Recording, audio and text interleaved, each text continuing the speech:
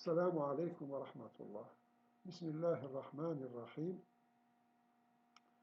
La séance d'aujourd'hui sera consacrée au microscope électronique en transmission. Et bien sûr, donc, normalement, elle est destinée pour un exercice. Bon, j'ai préféré commencer par quelques rappels sur la microscopie électronique en transmission et spécifiquement la formation de l'image de diffraction et le dépouillement en quelque sorte de l'image de diffraction des électrons. Donc,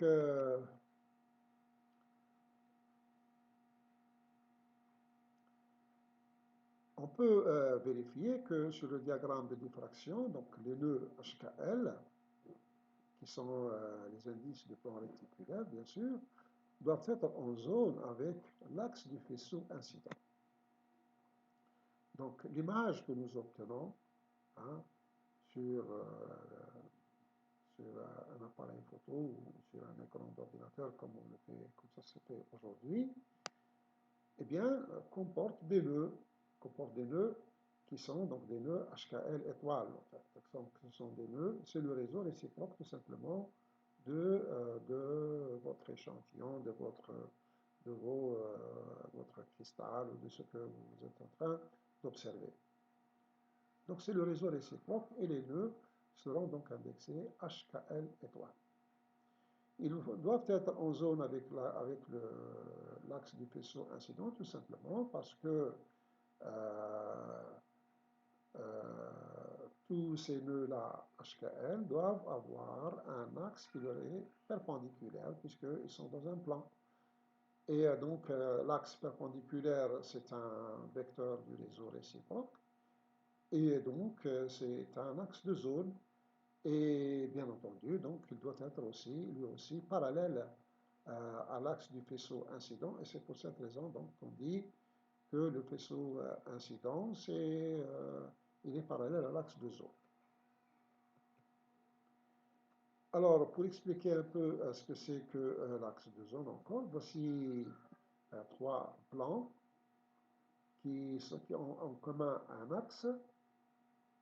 Comme vous voyez sur le schéma, on peut voir ici que pour ces trois plans correspondent trois vecteurs réciproques qui sont perpendiculaires. Vous voyez, donc ces trois vecteurs perpendiculaires qui sont donc perpendiculaires à l'axe de zone,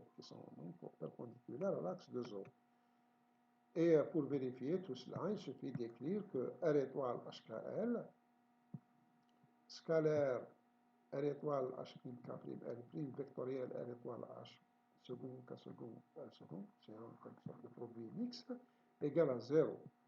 Et cela veut dire en quelque sorte que la surface, plutôt le volume formé par ces trois vecteurs réciproques est nul. Bon, c'est tout à fait normal puisqu'ils sont dans le même plan. Donc le volume dans un plan est nul. Cette relation peut s'écrire aussi comme ça, il n'y a pas de problème, puisque ce sont les nœuds des vecteurs, donc HKL, qui sont exprimés, et on peut aussi l'exprimer comme ça, sous forme de matrice. On peut l'exprimer comme ça, sous forme de matrice. Donc moi, je préfère l'exprimer comme ça, parce que comme ça, je peux l'introduire dans une feuille de calcul Excel, et calculer le déterminant, et vérifier que si ces trois plans sont en zone ou pas.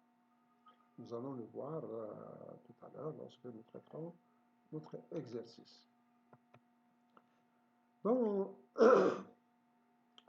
Alors, donc, le faisceau incident sur cette image, on le voit ici. Le voilà, donc ça c'est le faisceau incident. Le faisceau incident, il est là. Donc c'est le vecteur d'onde K0, si vous voulez, ou bien c'est 1 sur lambda. La sphère Ewald, c'est une portion, en quelque sorte, ce n'est pas toute la sphère, parce qu'elle est très grande, en fait, en réalité.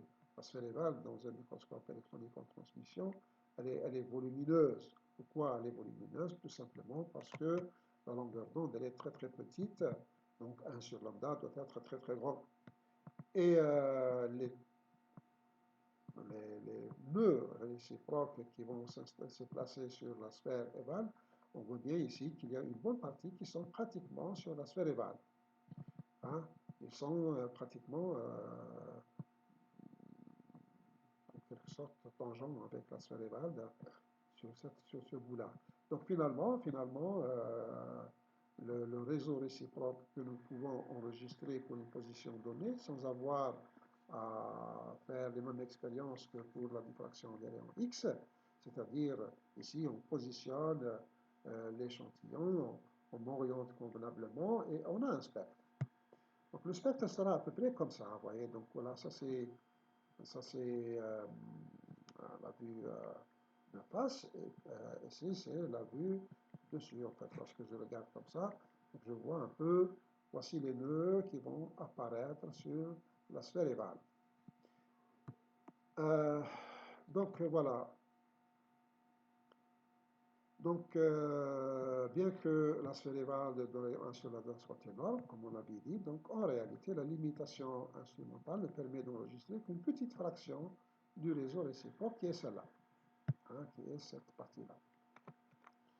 Alors, géométriquement, comment ça se passe? Donc, voici la sphère évale, elle est là. La préparation de l'échantillon, elle est là. Voici le vecteur d'onde K0. Vous voyez ici que pour une petite distance, on peut voir que peut-être que K et K0 sont pratiquement identiques. Pourquoi? Parce que cette distance-là, elle est réellement, en fait, en réalité, elle est très très petite. Cet angle-là est très très petit. Donc, on peut dire que K et K0 sont égaux. Et cette distance-là, bon, ces deux points-là, touchent pratiquement, tous les deux touchent pratiquement la sphère évale. Mais pour des raisons donc expérimentales, pour pouvoir mieux voir ça, parce que ça c'est très petit, hein, si on veut, euh, si on veut l'exploiter. Donc généralement, la caméra, elle est placée bien loin, hein, en bas, bien loin en bas pour que cette distance-là soit en quelque sorte zoomée. Hein. Là, c'est bien R étoile HKL, mais là, sur la caméra, on va mesurer un grand vecteur, grand D, qu'on peut mesurer en millimètres ou même parfois en centimètres. Voilà. Donc la distance ici entre l'échantillon qui est là et la caméra, elle est appelée grand R. Géométriquement, c'est très simple. Vous voyez cette relation. Si je mets R étoile HKL sur K0, hein, R étoile HKL sur K0 sera tout simplement égal à grand D, hein, sur L. Voilà. Et donc, on peut déduire que R étoile HKL égale à grand D sur L fois K0, hein, sachant que K0 égale à 1 sur lambda, sachant que R étoile HKL égale à 1 sur D HKL. Donc, si je remplace dans cette expression, je vais obtenir cette relation-là qui est très simple, D HKL égale à grand L lambda divisé par grand D. Donc, si je parviens à mesurer ce grand D, hein, je peux mesurer soit sur l'écran, pardon, soit sur l'écran ou sur un film, ou, hein, ça dépend. Donc, si je peux le mesurer.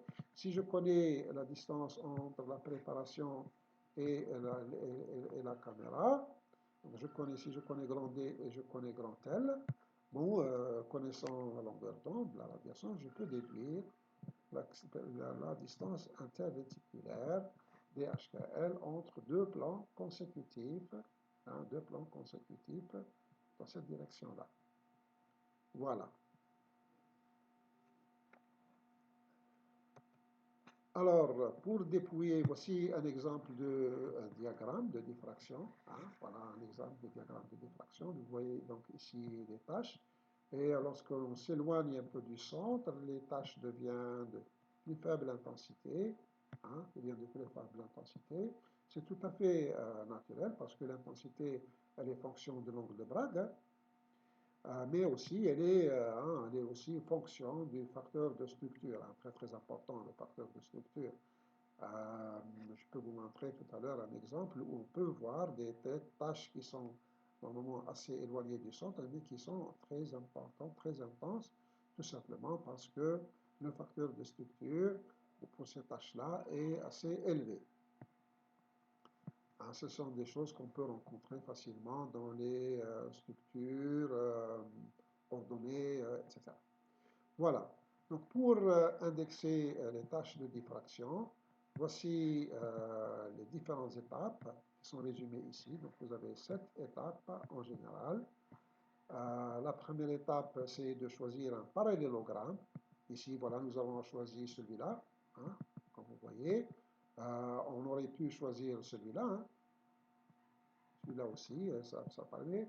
Mais bien sûr, donc vous voyez que le parallélogramme doit relier en fait les nœuds les plus proches de l'origine. Hein. Je ne peux pas, par exemple, choisir un parallélogramme qui fait tout ça, je ne sais pas quoi. Bon, c'est pas normal. Donc, parallélogramme qui va relier des nœuds qui sont les plus proches de l'origine, comme ça. Donc, celui-là, il marche bien. Celui-là, il marche bien. Celui-là, il marche bien, vous voyez. Puis les autres qui sont équivalents. Hein, mais il ne faut pas aller, par exemple, faut pas aller d'ici jusque là, hein, ce n'est pas parfait. Ensuite, hein, on mesure, donc en millimètres si vous voulez, hein, parce qu'on dispose d'une règle. Hein. On mesure en millimètres grand D1, grand D2 et grand D3. On peut aussi mesurer les angles Φ1 et Φ2. Hein. Après, on calcule les interdistances D1, D2, D3 en utilisant notre fameuse relation de tout à l'heure, petit d égale à L lambda divisé par grand D. Voilà. Donc une fois mesuré ces petits d, D1, D2 et D3, eh ben, à ce moment-là, je vais chercher la phase. Peut-être que ça, il s'agit, je ne sais pas, peut-être qu'il s'agit d'une phase qui existe dans mon matériau. Normalement, je dois connaître les phases qui existent dans mon matériau. Si j'ai un acier, je peux dire que j'ai peut-être la périte, j'ai peut-être l'asténite, j'ai peut-être la martensite. Si j'ai des précipités, je peux supposer que ça peut être des carbures, des nitrures, etc. Donc j'ai une base de données qui me permet d'identifier les phases. Et là, donc, je dois corréler les valeurs de D que j'ai mesurées ici avec les D de la phase que je suis en train d'analyser. Donc, normalement, je dois trouver des valeurs assez proches. Donc, sachant que dans mon échantillon, dans la phase, ma phase, donc les D sont reliés bien sûr à leurs indices HKL. Donc je vais essayer de trouver les indices H1, K1, L1, H2, K2, L2 qui vont correspondre à D1, D2 et D3. Mais attention, ce n'est pas suffisant si j'arrive à ça, mais à la condition, il faut que vérifier que H1 plus H2 égale H3, K1 plus K2 égale à K3, L1 plus L2 égale à L3. Pourquoi? Tout simplement parce que ce vecteur-là, D3, est tout simplement égal à la somme D1 plus D2. Hein, est égal à la somme D1 plus D2. Et mieux encore, puisque ce sont ici des nœuds du réseau réciproque, ce D1-là va correspondre à R étoile 1, ce D2 va correspondre à R étoile 2, D3, R étoile 3, et on voit bien que R étoile 3 égale à R1 étoile plus R2 étoile. Donc, tout simplement, cette relation-là doit être vérifiée. Ensuite, je peux comparer les angles, parce que là maintenant j'ai des angles mesurés, je peux faire maintenant calculer les angles, hein, Φ1 et Φ2, et je compare avec les angles mesurés, hein, et je peux voir ce qui c'est correct ou pas. Donc si ce n'est pas correct, ça veut dire que mes indices H1, K1, L1, etc. ne sont pas corrects, donc je dois chercher d'autres indices. Une fois, si c'est correct, si toutes ces choses-là donc sont correctes, après, je vérifie, hein. Bon, ici je l'ai pas mentionné, mais je peux vérifier que ces plans-là doivent être en zone. Pour vérifier qu'ils sont en zone, j'applique tout simplement le déterminant de la matrice HKL, H1, K1, L1, H2, K2, L2, etc. Si je trouve que le déterminant de la matrice est égal à 0, à ce moment-là, je suis sûr qu'ils sont en zone et là, je suis je suis correct en fait. Donc à ce moment-là, je passe à la dernière étape ici, qui est celle de trouver les indices de l'axe de zone. Pour trouver les indices de l'axe de zone, là aussi, on sait le faire, hein. Il suffit de prendre, parce que l'axe de zone, lui, il est perpendiculaire au plan, hein, au plan de ces deux-là. Et donc, c'est un vecteur qui est perpendiculaire, par exemple, à D1 et D2, perpendiculaire à D1 et D3, perpendiculaire à D3 et D1. Donc, il suffit de prendre une combinaison. Donc, ces deux vecteurs-là, ces deux-là ou ces deux-là, hein, leur produit vectoriel va donner un troisième vecteur qui est perpendiculaire. Et donc, je peux déduire les indices de ce troisième vecteur et les indices de l'axe de zone. Voilà donc, brièvement, en fait, parce que ça, c'est une révision, ce que je viens d'expliquer, d'exprimer. Nous l'avons déjà, donné dans un cours complet sur la microscopie électronique en général, donc que vous pouvez encore écouter et regarder pour avoir plus d'informations. Alors, ce sont des slides que je montre rapidement parce que notre objectif, c'est cette image-là, ce n'est pas cela. Mais vous voyez bien que la microscopie électronique, elle peut aussi donner des images avec une très très très haute définition, avec de très grande précision, et puis donner beaucoup d'informations, comme celle que vous voyez ici. Là, vous voyez des précipités, et puis vous voyez des lignes de dislocation, etc. Ici, vous voyez un précipité qui est euh, encerclé en quelque sorte par des aiguilles de martensite. Hein, vous voyez, là, ce sont les aiguilles de martensite, et là, c'est un petit précipité qui est, vous voyez même qu'il est déformé à cause de l'effet des contraintes de ces aiguilles de martensite sur ce précipité. Ici, là, vous voyez une image, un exemple d'une image de diffraction. Alors, en fait, ici, cette image de diffraction, c'est celle de ce précipité-là, en fait. Et là, qu'on voit le réseau réciproque, parce que c'est une image un peu réelle, et elle est indexée, hein. Donc, nous avons ici les indices des tâches de diffraction. Si j'ai ces indices-là, je peux retrouver tous les autres, hein, très simplement. Et vous avez aussi ici indiqué l'axe de zone. Comme je l'avais dit tout à l'heure, que les tâches de diffraction, plus je m'éloigne du centre, elles deviennent moins intenses. Mais là, comme vous voyez, ces tâches-là, elles sont assez intenses par rapport à celles-là. Alors ça, c'est surtout à cause du facteur de structure. Le facteur de structure de ces tâches-là, il est beaucoup plus important que les tâches intérieures.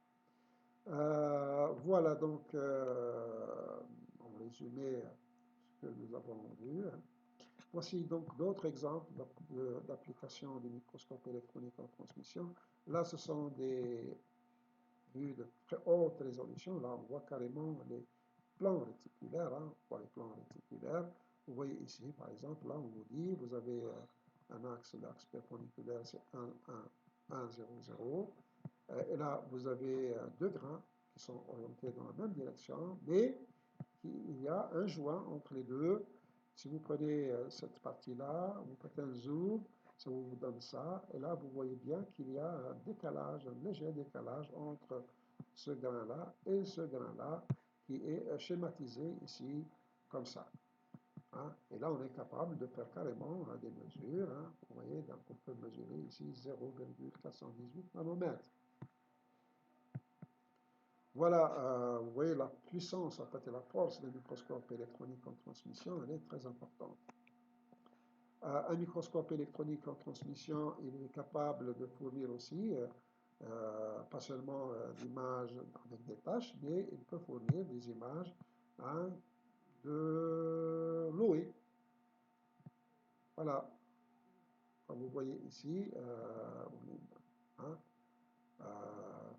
comme vous voyez ici, pourquoi? Parce que les précipités ici sont très très fins, sont très petits et orientés dans toutes les directions. Hein. Si vous faites une image de diffraction globale sur ces précipités-là, si vous prenez un certain nombre de précipités, vous les touchez par le faisceau incident, eh ben, vous pouvez obtenir un cliché du genre, du genre de Baïcherer, avec des anneaux. Voilà. Donc ce sont des anneaux du type de Baïcherer. Vous pouvez, comme vous pouvez voir, vous avez des tâches de diffraction qui sont alignées sur des cercles. Voilà, une première tâche, deuxième et troisième tâche, et ainsi de suite. Avec un microscope électronique en transmission, là, vous pouvez aussi faire des analyses ponctuelles. Hein. Vous pouvez faire des analyses ponctuelles et là, par exemple, voilà, si vous tracez sur une ligne, vous pouvez voir, par exemple, ici, que vous avez des concentrations élevées sur des précipités, des concentrations élevées en aluminium, des concentrations élevées en nickel, et puis des concentrations élevées en cuivre, sur le même, hein, sur la même ligne. Donc, en quelque sorte, ce précipité, celui-là et celui-là et celui-là spécialement parce que ici vous êtes dans le trou, donc il n'y a rien ici. Voilà. Alors ça c'était la bibliographie que j'avais donnée, que vous pouvez toujours consulter. On passe directement à notre exercice. Donc notre exercice, son titre c'est l'indexation des tâches d'un cliché de diffraction électronique. Alors,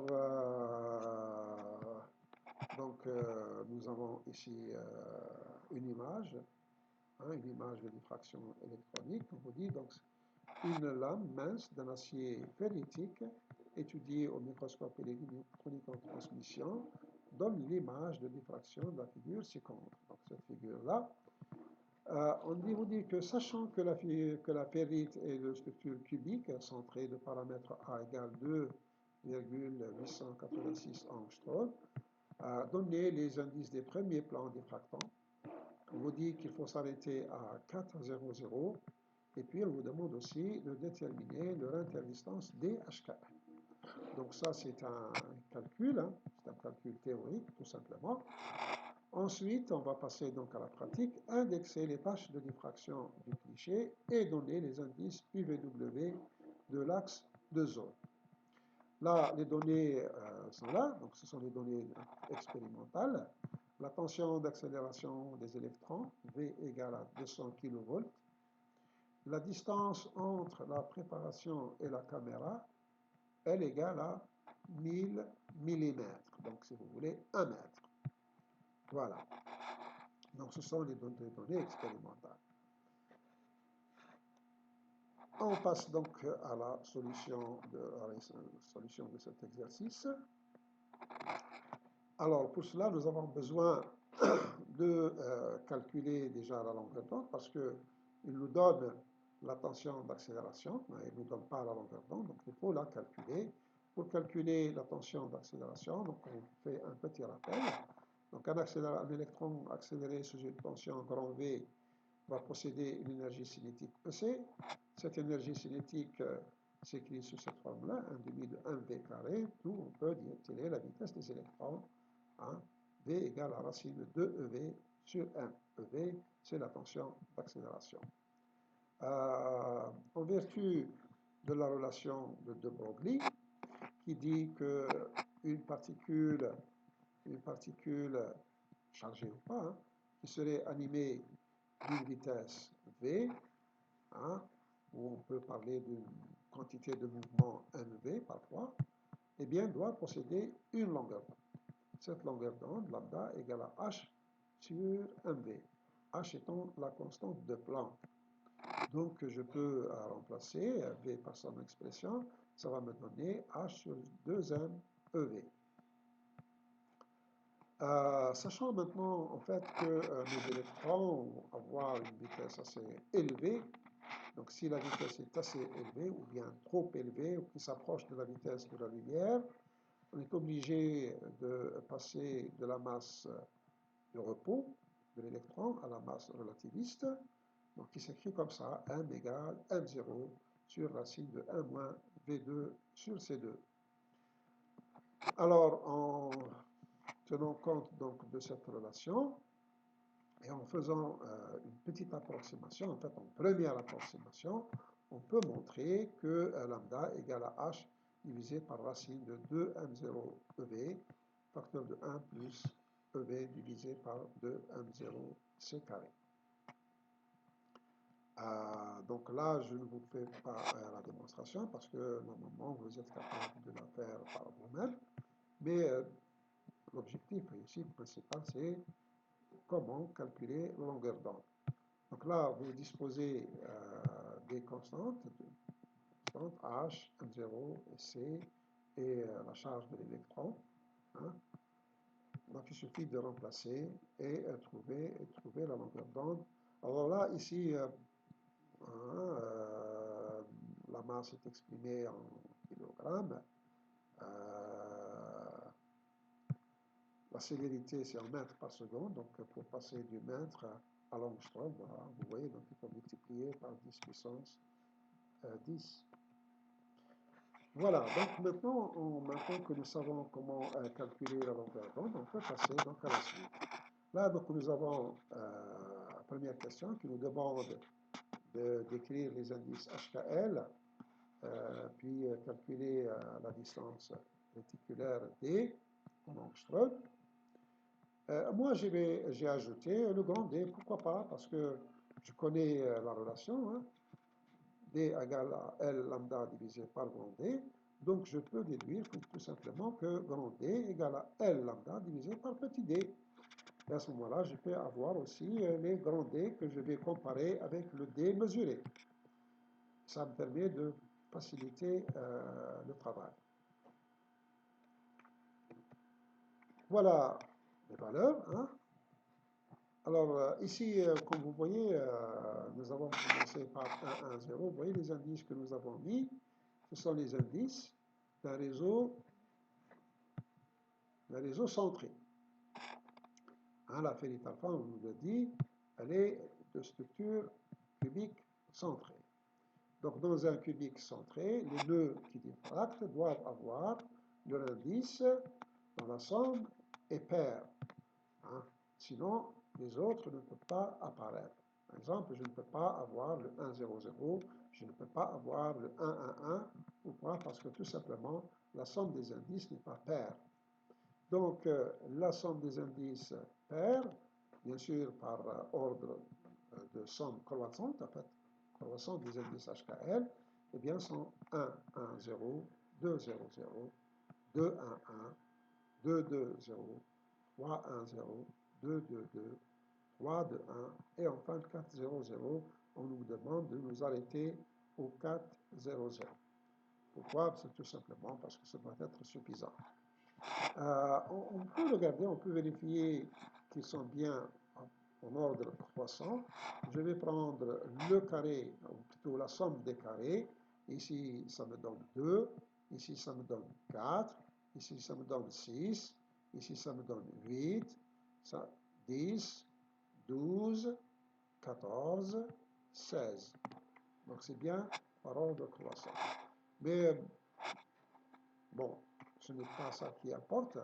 C'est surtout le fait donc, de bien calculer leur interdistance en D, et puis calculer en quelque sorte la distance qu'on doit trouver normalement sur le cliché, qui sont donc le courant D en millimètres en appliquant cette relation-là, puisque maintenant vous avez le D, le L égale à 1000 millimètres, Lambda, vous pouvez le calculer, vous trouverez 0,025 angstrom.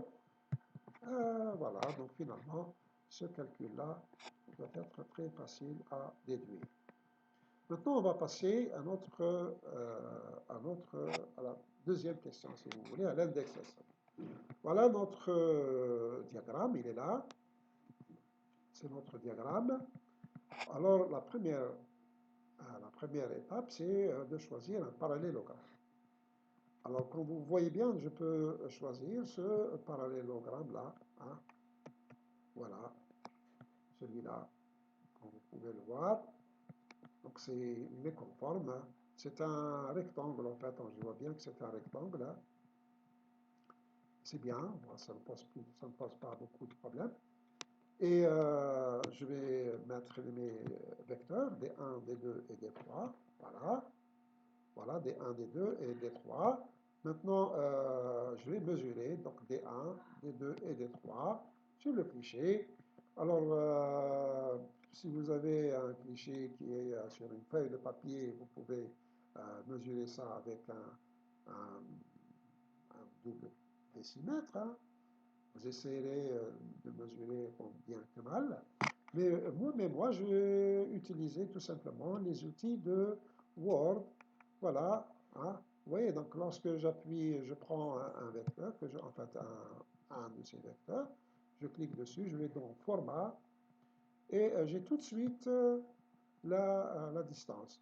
Voilà, par exemple, pour celui-là, le D1, il est à peu près à 29,6 mm.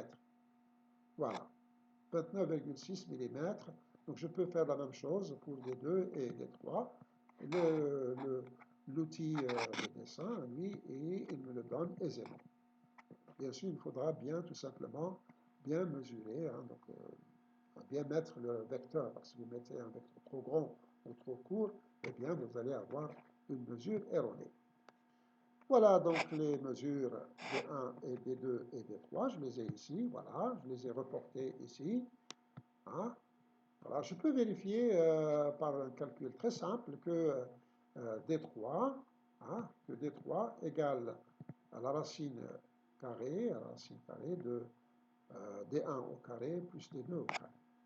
Hein, je peux le vérifier facilement. Voilà. Donc voilà, c'est ces mesures-là. Ce sont ces mesures-là que je vais comparer avec ces mesures ici. Donc ce sont des mesures mesurées, hein, donc expérimentales. Et ceci, ce seront en quelque sorte des mesures théoriques.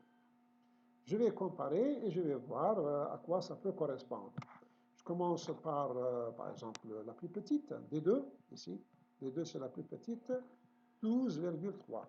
Ah, alors 12,3, et bien voilà, je vois que 12,3, ça correspond bien à la première ligne ici, HKL, donc c'est 1, 1, 0. Bien, je regarde maintenant le D1 qui fait 29,6. Alors 29,6, je n'ai pas le 29,6, mais j'ai 30. Donc ça, elle est assez éloignée. 27, assez éloignée. 32, elle est assez éloignée. 29,6 s'approche beaucoup plus de 30. Donc je peux aisément supposer que ce D1 va correspondre à HKL égale 2, 2, 2. Le 32 ici millimètres, là j'ai 32,4. Hein.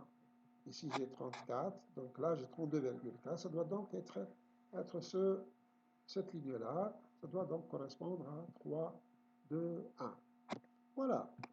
Donc j'ai identifié mes trois vecteurs réciproques. Hein, en fait, hein, ce sont mes trois vecteurs réciproques. Mais attention, mais attention. Là, ce sont des nœuds, c'est plus positif. Bon. Vous voyez, donc, la condition sine qua non, c'est qu'il faut que R étoile 1, si vous voulez, correspond à D1, plus R étoile 2, qui correspond à D2, la somme des deux doit être égale à D3. Obligé. Addition vectorielle. Je regarde ici, j'ai 1 plus 2 égale à 3, c'est OK. 1 plus 2, ah, ça ne marche pas. Ici, j'ai un 2 à la place de 3. Ça ne marche pas. 0 plus 2, ça fait 1. Ça ne marche pas. Donc, en fait, alors ce n'est pas ces nœuds-là. Ce n'est pas ces nœuds-là. Je n'ai pas dit que ce n'est pas ces plans-là. Les plans, pour les cubiques, ils sont équivalents. À la limite, tous les plans équivalents. Mais les nœuds sont différents. Donc, il faut que je m'arrange. Il faut que je m'arrange pour que H1 plus K1 égale à H1 plus L1 égale à L3, H2 plus K2 égale à 4, plutôt, pardon, H1 plus H2 égale H3, K1 plus K2 égale à K3. Vous voyez, donc, comme ce n'est pas le cas. Alors, donc, il faut tout simplement, arranger les indices ici, ici et ici. Mais il ne faut pas sortir de ces trois indices. Parce qu'en cubique, 3, 2, 1, 3, 1, 2, c'est pareil. C'est des plans qui diffractent toujours au même angle de Bragg, etc. Ce n'est pas les mêmes nœuds, mais c'est les mêmes plans. C'est des plans en quelque sorte équivalents. Ce n'est pas les mêmes nœuds, mais c'est des plans équivalents. Donc, voici un exemple, voici une façon de faire. Regardez, si je mets 1, 0, moins 1 pour R2 étoile, je mets 2, 2, 2 pour R1 étoile, 3 de 1 pour R3. Je fais la somme, 1 plus 2 égale à 3, hein, 0 plus 2 égale à 2, moins 1 plus 2 égale à 1. Voilà, donc là ça marche. Je calcule le déterminant de mes trois vecteurs, R1, R2, R3, je trouve 0.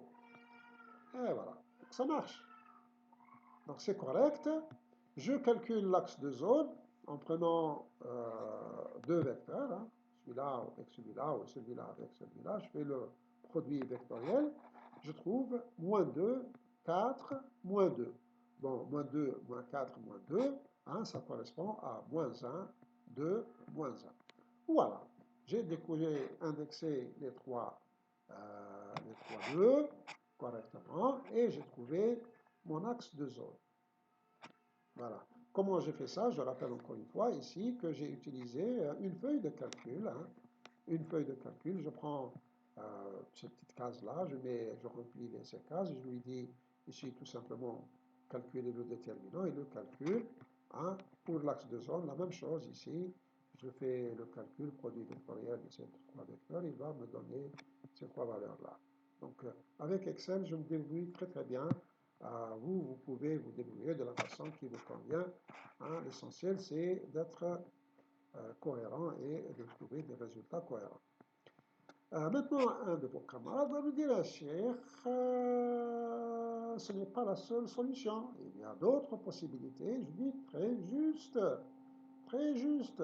Voici une deuxième possibilité. Regardez, je mets 1, 0, moins 1. Après, ici, je mets 2, moins 2, 2. Et là, je mets 3, moins 2, 1. C'est correct, hein? C'est toujours la même combinaison. 3, 2, 1. 2, 2, 2. 1, 0, 1. 1, 1, 0. Enfin, c'est pas de problème. Et c'est correct aussi. Regardez, je fais la somme 1 plus 2 égale à 3. 0 moins 2 égale à moins 2. Moins 1 plus 2 égale à 1. Hein? Le déterminant est égal à 0. L'axe de zone de 4, 2 qui correspond à 1, 2, 1. Vous voyez, donc c'est une autre combinaison hein, qui me donne cette fois-ci un axe de zone 1, 2, 1. Vous voyez que l'axe de zone 1, 2, 1 et moins 1, 2, 1, en fait, ce sont des axes qui sont équivalents dans un cube. Hein. Dans un cube, ils sont équivalents, hein, il n'y a pas de problème.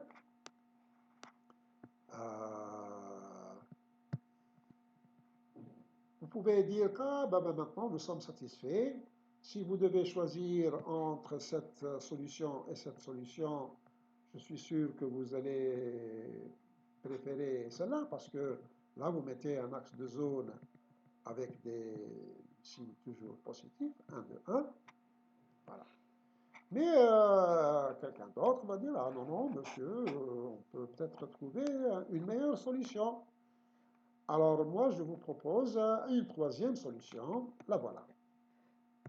Donc là, regardez, j'ai mis R1 d'abord, hein, en haut, j'ai mis R1, qui est donc 2, 2, moins 2, R2, 1, moins 1, 0, et R3, 3, 2, 3, 1, moins 2.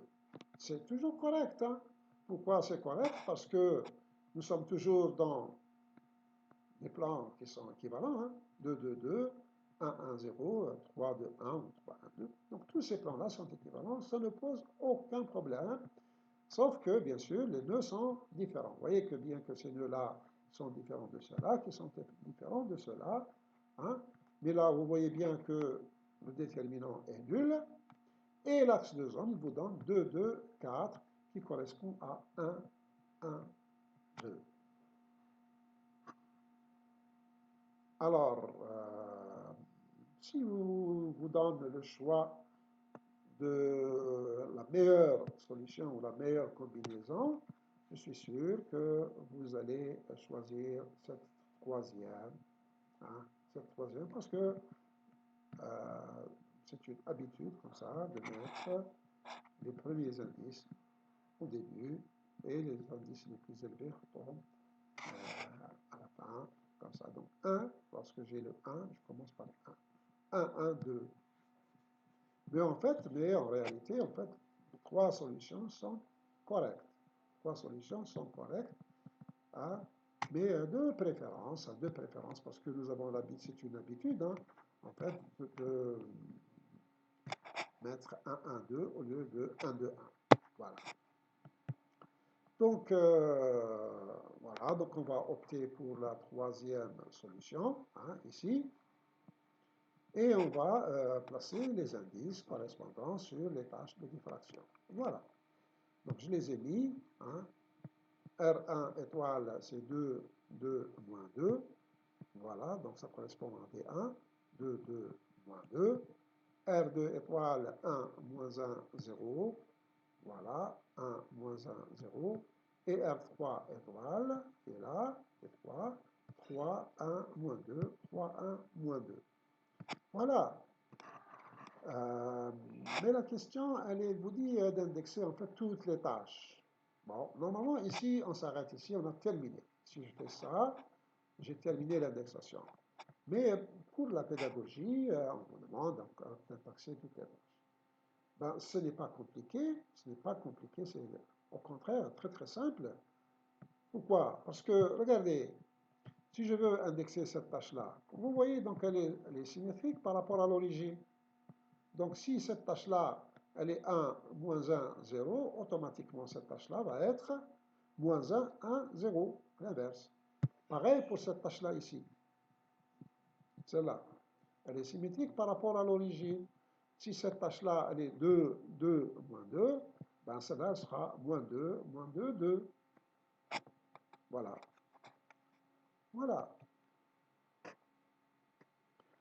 Pour les autres tâches, par exemple, cette tâche-là, comme vous voyez ici, ben, comme c'est la deuxième tâche à partir de l'origine, hein, ici j'ai moins 1, 1, 0, donc automatiquement, moins 2, 2, 0.